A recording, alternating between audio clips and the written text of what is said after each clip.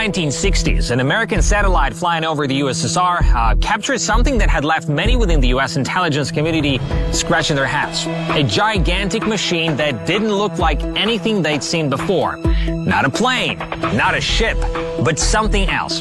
Confused by its type and purpose, the Americans dubbed their discovery the Caspian Monster, or the Caspian Sea Monster. And this is how it's generally known today.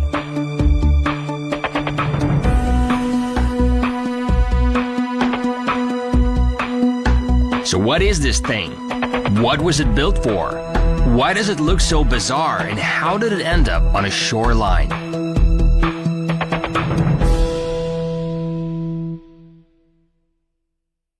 I've seen this graph many times on YouTube, but it's nothing like when you're standing right next to it.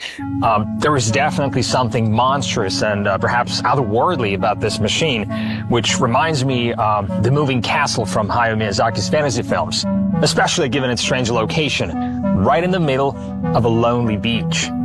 This mystery has a simple solution. About a year ago, the Caspian Sea Monster was transported here from a nearby naval yard to become the centerpiece of a new outdoor military museum in Russia's Southern Republic of Dagestan. But moving the giant craft around is a tall order.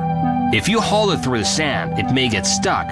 So the monster was put on big air cushions that are pumped with air 24/7.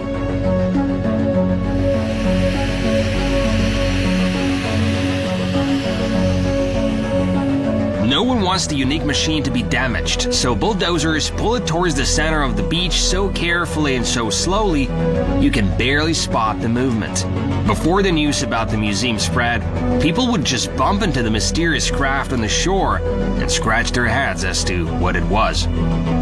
So what is this thing? It's not a plane because it can fly like a regular aircraft, but it's also not a ship because even though it was meant to operate in the sea, it doesn't sail like conventional vessels. The correct way of referring to it is a chronoplan, or a screen plane, and it was designed to glide right over the water surface. The first Soviet chronoplans were developed in the 1960s at the height of the Cold War, when the USSR was looking for a way to challenge the US dominance at sea. And these chronoplans were meant to become a game changer in naval warfare. Military-wise, these machines had a lot of advantages. Being neither in the water nor in the sky made them virtually invisible both to radars and sonars. This also allowed them to pass right over sea mines and access shallow coastlines and beaches that were out of reach to conventional ships.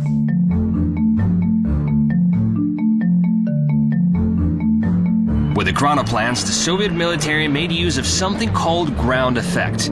Whenever a regular plane flies close to the ground, say during takeoff or landing, there is an air cushion underneath it.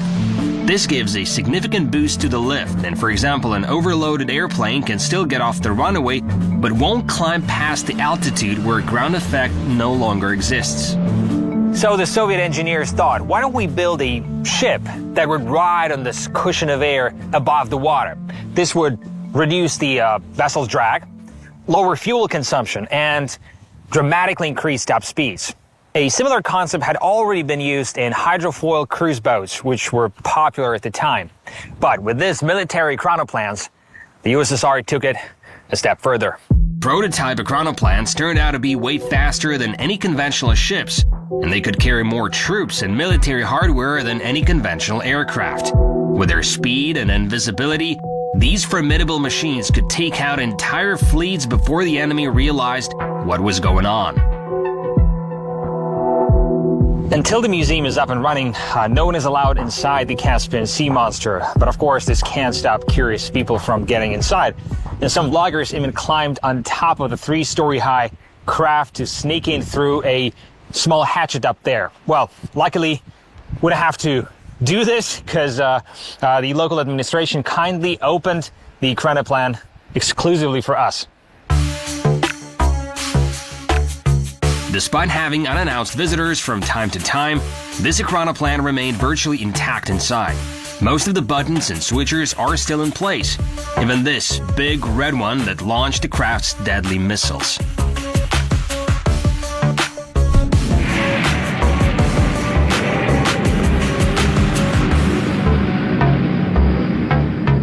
Surprisingly, some cabins still have pillows and mattresses, as if the crew left them just recently. We also found a logbook where you can see how many flights this prototype made before the Soviet Chronoplan program was shut down. 1002. Мое рабочее место было. Вот. Здесь стояли, вот стоят до сих пор осциллографы, вот, пульт управления. Ali Gadji Abdulgalimov served on this Chronoplan in the 1980s. We asked him to show us around what was one of the USSR's most secretive and daunting machines. Немного тесновато. Ну, извините, елки-палки, это все-таки боевой, не для отдыха предназначенный экраноплан. Inside the cockpit, everything seems to be in good working order. Ничего себе, работает. Обычный самолет, он, грубо говоря, локатором, он виден. Вот, все это дело. Вот. А это низколетящая цель. Нужен для него локатор, который настроен именно на него. А так он, по сути дела, не виден. Он скрытно может подлететь, выполнить свою боевую задачу поставленную и уйти на свою базу. Interestingly, the first prototype that was discovered by the Americans in the 1960s was even larger than this one. I mean, this machine is already huge, but its predecessor must have been one hell of a beast. When the Americans first saw the satellite image of an Chronoplan, there were two letters on the craft's tail, KM, which stands for a mock-up ship in Russian. Of course, US intelligence had no clue, and that's why they came up with a catchy nickname, the Caspian Monster, which later changed to the Caspian Sea Monster. I honestly thought this was a legend until I came across an interview with a former CIA officer named Stephen Hooker, who claims to be one of the first Americans to see the craft. When we were looking at it, one of my colleagues, we were three of us looking at it, and my colleague said, "Oh my gosh, it's a monster," meaning it was a big aircraft. And without thinking, I just reacted by saying, "Monster, water." I said, "Oh, Loch Ness Monster." And the third colleague looked at me puzzled and said, "How can it be Loch Ness Monster? It's in the Caspian Sea. It must be Caspian Sea Monster." Being inside the monster's belly is even more exciting than watching it from the outside. I mean, it's long corridors, endless stairways, and multiple modules give you a perfect sense of how colossal this thing is.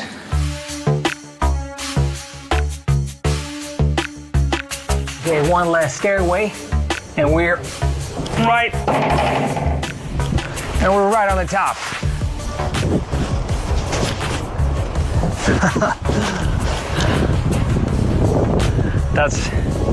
That's incredible. That's amazing. Look how huge this Chronoplan is. This particular Chronoplan is called Loon. It's the latest modification that was built in the 1986. It has 8 forward jet engines that lifted the machine out of the water and another 2 on the craft's tail that steer the Chronoplan once it's in ground effect. Loon was also equipped with 6 anti-ship cruise missiles. Here they are right on the top. And that made it the deadliest machine of its class.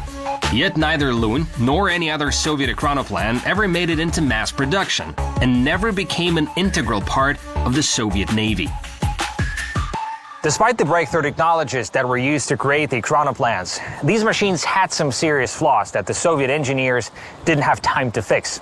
For one thing, they couldn't operate in bad weather.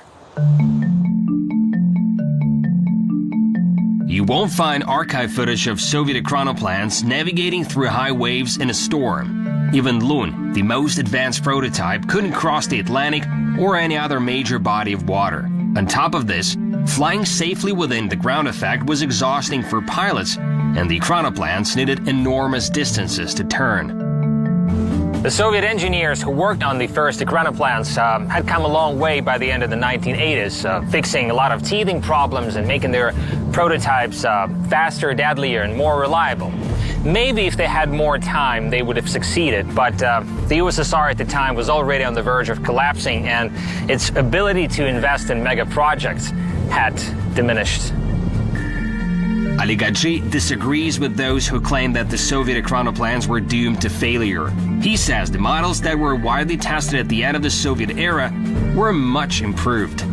Мы специально проводили испытания, ждали плохую погоду, ветер свыше 20 метров и волну свыше 2,5 метров. Экраноплан «Лунь» выходил на эту волну и на этот ветер, и ему это было нипочем.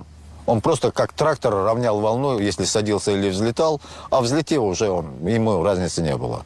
Его мощи хватало для того, чтобы это все преодолеть.